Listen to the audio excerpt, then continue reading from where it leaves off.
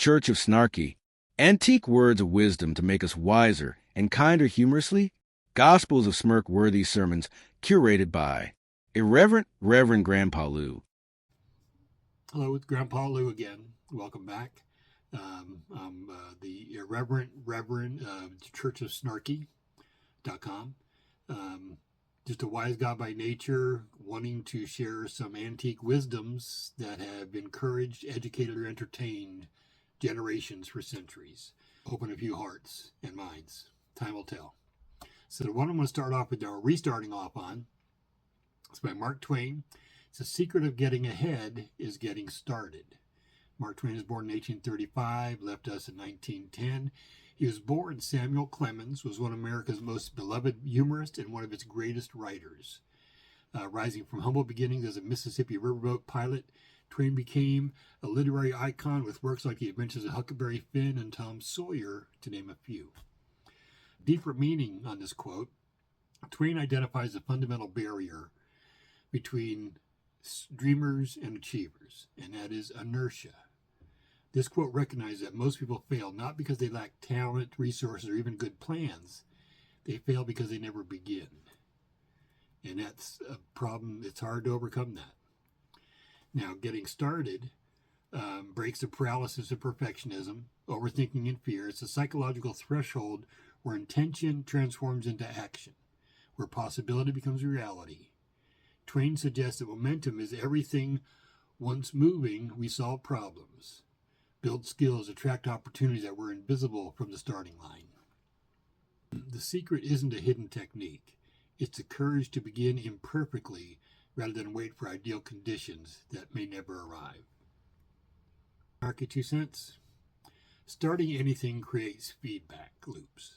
You discover what works, what doesn't, and what you actually need, which is usually different from what you originally thought you needed. Go figure. Now, the secret, it also builds the most valuable skill, the ability to begin repeatedly, even after failures. The people getting ahead aren't necessarily smarter or more talented than you. They're just better at starting and restarting as needed. It's important to learn. We've all met people with $1 million ideas and 10-cent initiative. Everybody's sitting around waiting for perfect timing, inspiration, more money, better weather, waiting for their horoscope to align, or someone to give them permission. Meanwhile, some knucklehead who doesn't know any better just does it. They make a mess of it, make mistakes. They learn from it, but they actually get somewhere because they learn from those mistakes. You don't need a perfect plan.